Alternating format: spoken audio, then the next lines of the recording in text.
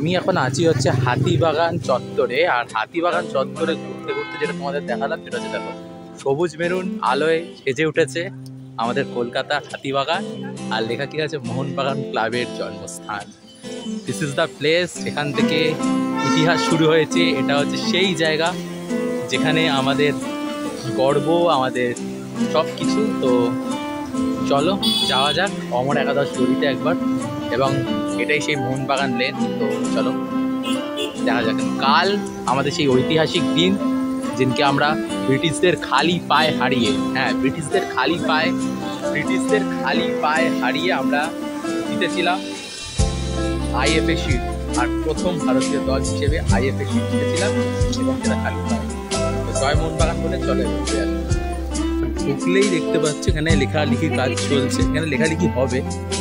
এই যে আমাদের সবার প্রাণের প্রিয় ক্লাবের লোগো।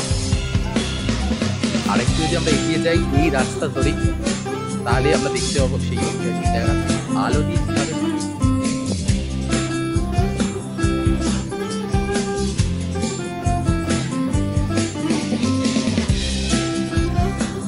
আমি যেখানে দাঁড়িয়ে আছি সেটাই আমার পেছনে সেই ঐতিহাসিক অমর একাদশের মন্দির। আর এটাই হচ্ছে সেই বাগান লেন যেখান থেকে শুরু হয়েছিল পথ চলা। শুরু হয়েছিল, আস্তে আস্তে এগিয়ে গেছিল। তারপরে অসংখ্য সাফল্য, অনেকে জলে কি সাফল্য দেখতে শেষে যায় সাফল্য দেখে একটা রাজ্যতে অনেক অনেক খুশি করে। তাতে আমাদের তো জয় মোহনবাগান পুরো রাস্তাটাই রয়েছে। তো চলো রাস্তাটা ঘুরিয়ে পুরো রাস্তাটা দেখি সবুজ মেরুন আলোয় আলোকিত। কালকে যারা সকালবেলা আসবে ব্লগটা এখান থেকে বাড়িয়ে ছাড়ছি, কালকে যারা সকালবেলা এখানে আসবে তারা কিন্তু অবভিয়াসলি দেখতে হবে এখান থেকে ডাইরেক্ট কিন্তু র্যালি বেরোবে। সকালবেলা এখান থেকে ডাইরেক্ট র্যালি যাবে আমাদের ক্লাব।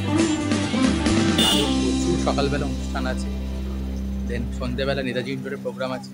তো কালকের দিনটা জম্পেশ একটা ইয়ে থাকছে। তো চলো দেখা হচ্ছে। জয় মোহনবাগান।